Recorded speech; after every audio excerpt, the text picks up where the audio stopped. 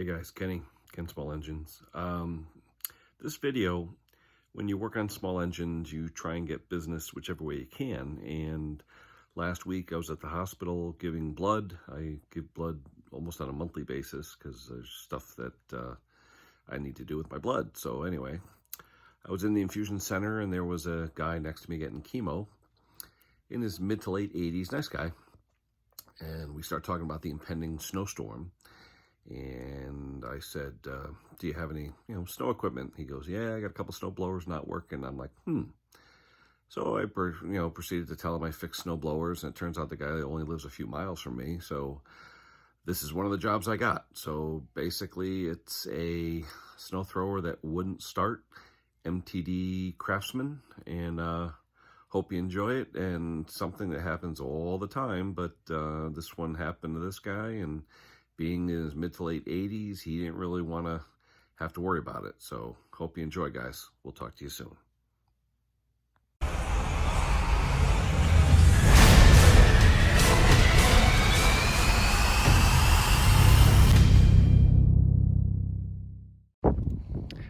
Hey guys, Ken Small Engines. Time for another quick tip. When you have a snow engine and you know the person didn't do any real maintenance on it, okay, he's telling me, oh, it won't start. Well, the first thing you do is see what you got in the fuel. And I drained out some of the fuel and it was ugly, it was dark, so I kept draining it until nice clean fuel came out. Then I went to go drop the bowl, and look what we got in the bowl here. Hey, a little Jello. Yeah, well, you know what? Gasoline turns to Jello when it gets funky with the ethanol and all that stuff. So basically, a new thrower like this, he's only had it, it still has plastic on it. It's still brand new. But he didn't drain the fuel at the end. This doesn't have a drain on it. It just has the bowl nut, the brass bowl nut. So it's weird. It has the casting on it for a drain if you wanted to put a drain, but it's not machined for a drain. That's weird.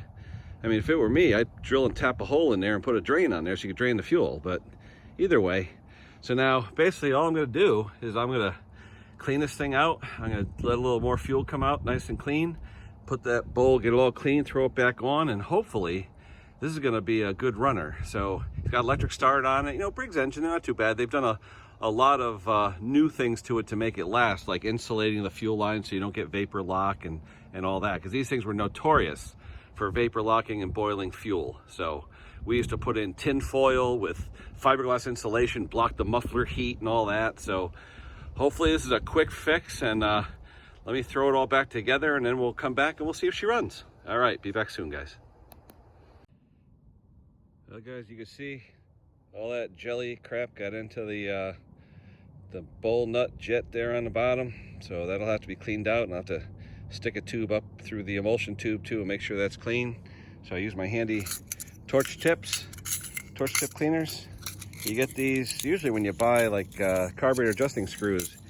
Look at that, all different size. They work good. Amazon, Chinese. Hey, at least they're good for something. All right, be right back. All right, moment of truth. Let's try her out. We got the choke on. Let's try her out with the electric start.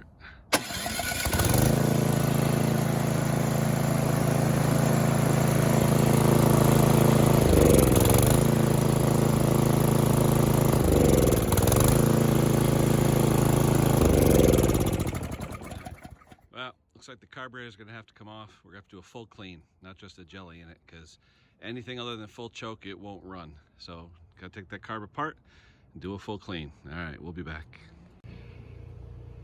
All right, guys, we got the carburetor apart, and just as I suspected, the emulsion tube for the main jet, you can't see through it. It is fully clogged. That's why it was working just on choke.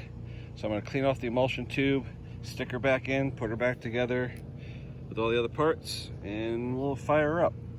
Now guys, always have different flat blade screwdrivers, because you never know which one's going to fit an emulsion tube or a main jet. So always have different flat blade screwdrivers on hand. All right, we'll be back shortly, guys. Here's a good shot, guys. I didn't even notice on this side. Look at that. That's clogged. Holy cow. You know, we always look on this side, we couldn't see daylight, but look at the other side. Wow, looks like a big waxy emulsion in there. That ain't gonna suck any fuel up. All right, we'll clean her out. We'll be right back. Here's something funny.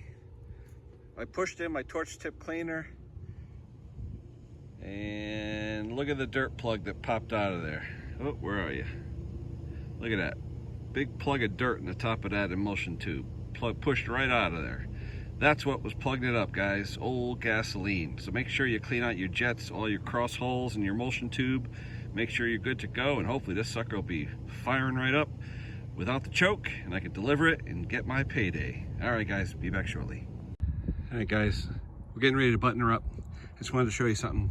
See the 2 holes on there for the screws in the cover? He had 1 screw, but he was missing the other one. So obviously he lost it. So what I do is I look in my bunch of screws. I always keep screws in a container, and I always have them on hand in case I need them.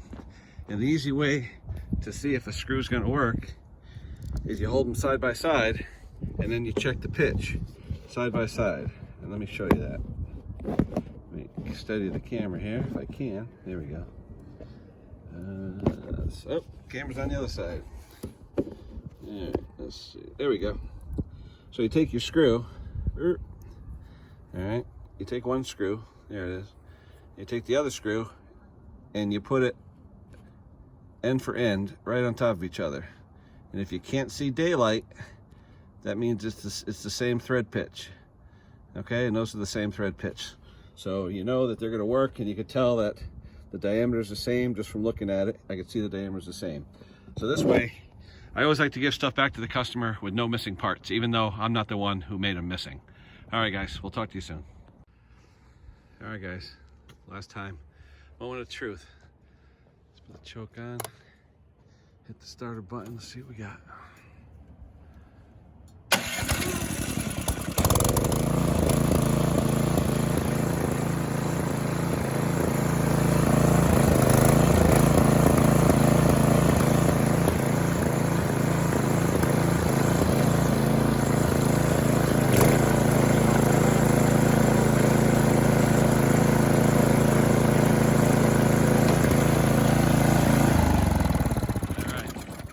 That a win. If you noticed, you hear it hunting a little bit. Now the carburetor is perfectly clean. Once you put a load on it, once you set the impellers in motion, it smooths that out. Now this engine's still a little cold. After about 5 minutes, you'll be able to take it off a full choke. But I know a lot of people with these Briggs snow engines, they never like to run it with full choke off. They always have it 1 or 2 clicks. It just seems to run better because they're so lean from the factory. I don't want to drill a jet out or anything. He knows what to do. This guy's an ex-engineer, so he's a smart guy. But I'm sure he knows how to run it well. But that carb is perfectly clean now. A win-win for Ken's Small Engines. All right, guys, that's it. Time to go back, get my money, and go on to the next job. Talk to you later.